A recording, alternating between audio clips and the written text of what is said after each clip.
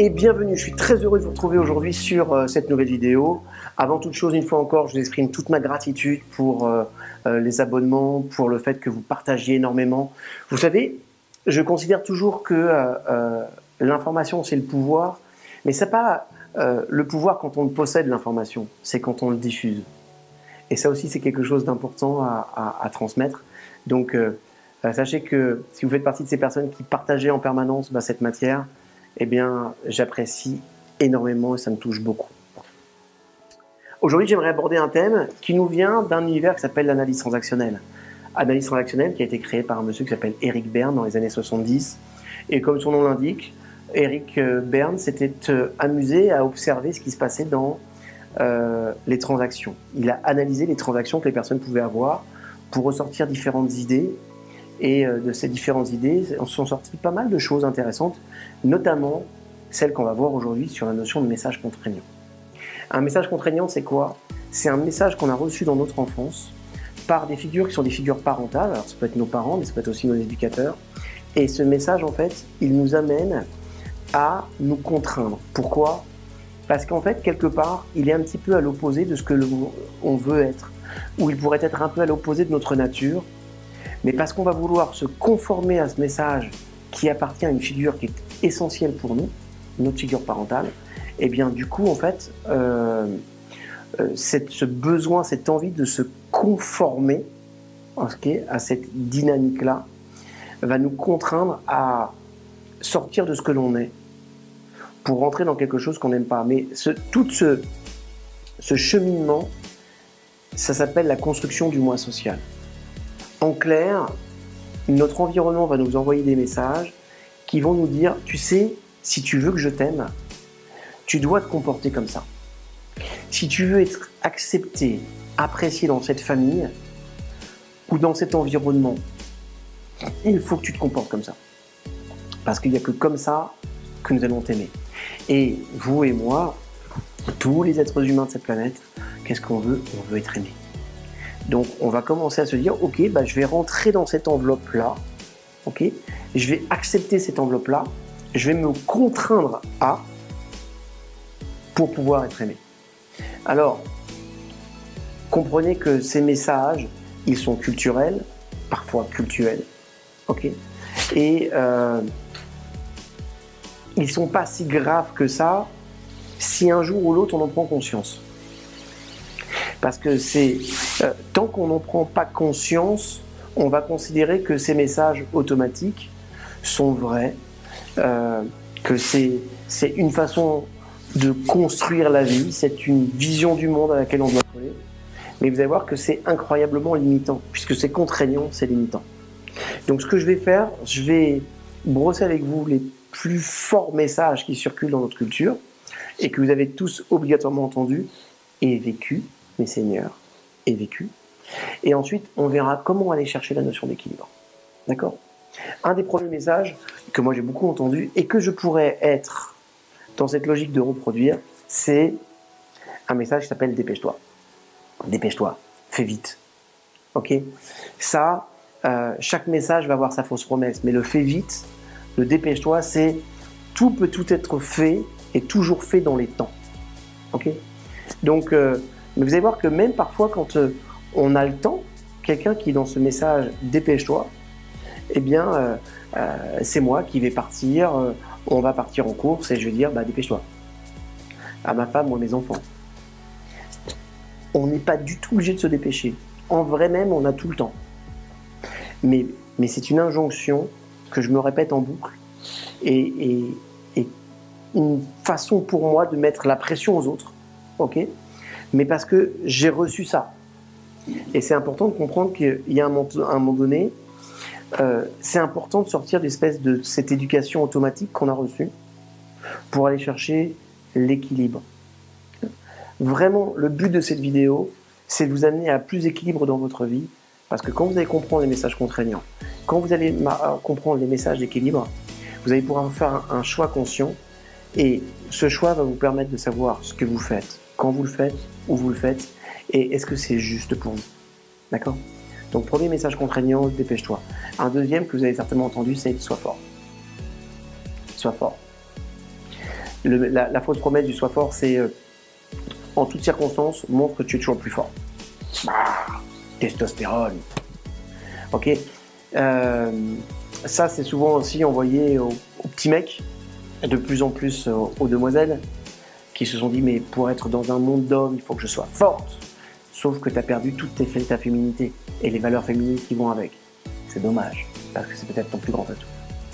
Après, il va y avoir le fait plaisir. Le fait plaisir, c'est fais plaisir aux autres, tu peux faire plaisir à tout le monde, et c'est comme ça que tu seras aimé. Un qui est très répandu, c'est sois parfait. Tu peux mieux faire, tu peux mieux faire, tu peux mieux faire. C'est pas encore assez. Ok? C'est une enfant qui va apporter un carnet à son père qui a un 18 avec un père qui dit oui mais c'est pas un 20. C'est vrai. Mais est-ce que tu as mesuré tous les efforts que ton enfant il a fait pour obtenir un 18? C'est-à-dire que plutôt que de le féliciter, tu es en train de lui envoyer un message, tu sais, tu as fait beaucoup d'efforts, 18 c'est une super note, mais c'est pas avec ça que tu vas me choper. C'est pas avec ça que je vais t'aimer. Tu auras mon respect quand tu auras un 20. Et ça fabrique des perfectionnistes. Et de vous à moi, juste de vous à moi comme ça, moi, je n'ai jamais rencontré de perfectionniste heureux. D'accord? Ou heureuse. Donc c'est important de comprendre que parfois ces messages, ils nous contraignent parce qu'ils fabriquent notre malheur. Vous allez comprendre après. On a fait le soi parfait, le fait plaisir, et il y en a un aussi qui est très fort, c'est fais des efforts. C'est-à-dire qu'en clair, il faut que tu travailles dur, il faut que non seulement que tu travailles dur, mais que tu montres que tu travailles dur, parce que c'est comme ça que je vais t'aimer. Voilà. Mais tous ces messages-là, en fait, ils peuvent avoir, à des moments de votre vie, une certaine forme de réalité. C'est vrai, il y a des moments où il faut que je sois fort. Je vais avoir à faire face à des obstacles. Il y a peut-être des situations de vie dans lesquelles je dois être fort ou forte. Il y a des moments où je dois faire plaisir. Par exemple, il y a des espaces-temps dans la semaine. Mon épouse va me demander de faire quelque chose avec elle. C'est pas obligatoirement ce qui me plaît le plus, mais je veux le faire parce que je veux lui faire plaisir. D'accord? Et que ça, c'est une façon de maintenir la relation. Maintenant, si je ne fais que ça, vous allez voir les conséquences que ça peut avoir. Ok? Donc, il y a, à travers ces différents messages contraignants, une certaine forme d'intelligence où, de façon contextualisée, à un moment de vie, ça peut être juste. Mais ça ne doit pas devenir en aucun cas mon mode de vie. D'accord? Ça doit être un choix conscient, pas une réaction automatique permanente.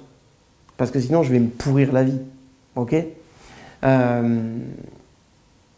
Par exemple, le dépêche-toi. Vous savez ce que ça génère? Du stress et beaucoup de colère. Vous allez voir que les personnes qui sont colériques vont être dans une injonction dépêche-toi. Parce qu'en fait, ils veulent toujours contraindre le temps. Les personnes qui sont dans le sois fort, ça va générer quoi? Un sois fort. Eh bien, un sois fort, ça va générer à peu près 80% des burn-out de cette planète. Oui, oui, des burn-out ou des dépressions. Pourquoi? Parce qu'on est en train de dire à la personne, ne montre pas ta vulnérabilité. Ne montre pas qu'il y a des moments où tu n'es pas au top. Donc la personne, en fait, elle va toujours être dans une espèce d'apparat, elle va toujours montrer qu'elle est forte, mais à l'intérieur, elle pleure, elle n'est pas bien. Et comme elle ne l'exprime pas, tout ce qui ne s'exprime pas s'imprime. Et à un moment donné, il y a un trop-plein de tout ça. Et on va rencontrer une personne qui est solide depuis des années. Et on se dit, mais jamais je n'aurais cru qu'elle serait rentrée en dépression ou en burn-out. Jamais. C'est pourtant normal. D'accord? Le soi parfait, ça fabrique des perfectionnistes, je vous l'ai dit. Et le perfectionniste, il a cette aptitude ou cette capacité à ne jamais être heureux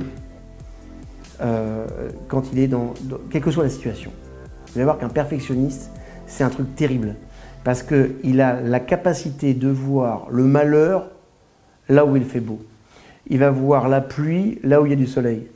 C'est une personne que vous allez inviter au restaurant, dans un très beau restaurant que vous aimez, que vous kiffez, et qui en 30 secondes, parce que c'est sa capacité et son talent qu'elle a développé peut-être malgré elle, elle va vous voir ce qui ne va pas bien, la tache sur la nappe ou le fait que la salière et le poivrier ne sont pas en harmonie. En clair, elle va voir toujours ce qui ne fonctionne pas. Et si tu vois toujours ce qui ne fonctionne pas, tu n'es jamais heureux. C'est pour ça que vous ne rencontrerez que très rarement, moi je n'ai jamais fait, de perfectionnistes heureux. D'accord? Le fait plaisir, il va avoir de vraies difficultés en termes d'estime de soi, de confiance en soi. Pourquoi? Parce qu'on lui a vendu l'idée que l'autre est plus important. Et que si tu fais plaisir en permanence à tout le monde, à tous les gens, tu seras aimé.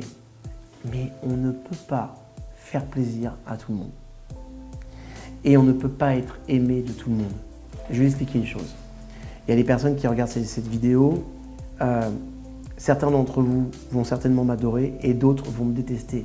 Et vous savez quoi? Dans les deux cas, c'est complètement OK pour moi. D'accord?